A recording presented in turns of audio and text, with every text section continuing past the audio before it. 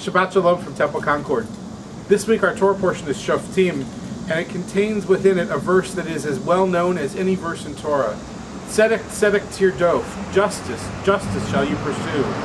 Our tradition has wrestled with why there's this repetition. Why do we hear justice twice?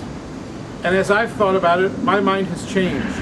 There are times when I've seen justice as being so important that we have to hear it twice, and there are times, like more recently, when I've thought that justice is more about two different pieces. There is the justice that comes for oneself and the justice for the community, the justice that is much larger.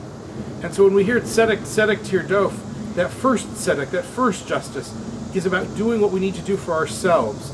And by justice here, we mean more than just the justice that we connect with a legal system or a judge and a jury. Justice is about righteousness. It's about doing good things.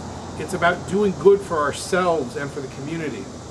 The second tzedek, though, moves beyond the self into the bigger picture.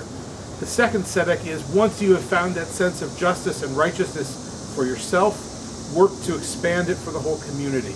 Bring more people together, bring outside forces in, and help create a sense of justice, not just for your own self and your own vacuum world, but for the community at large. This is what we Jews do on Rosh Hashanah and Yom Kippur. When we gather together here at the synagogue, we come into this building thinking of ourselves, thinking of the holidays, and we listen to these prayers about all the actions that we've taken. But then our liturgy does something fascinating.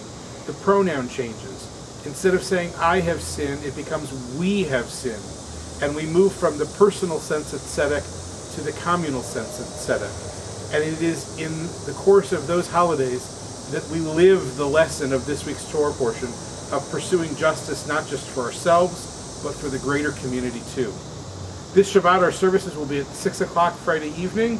We'll gather together here in the Berenstein Chapel. Saturday morning services will be at 11 a.m., preceded, of course, by text study at 9 and Torah study at 10. Next week, we have our next outdoor service. It will take place at the JCC. We'll have a barbecue. The pool will be open, so be sure to bring your bathing suit. And next Tuesday, we'll continue with our study of Pirkei Avot, the ethics of our fathers, as we prepare ourselves spiritually for the coming new year. It's a wonderful way to join together. I invite you to join us Tuesday at 12:30 at the temple.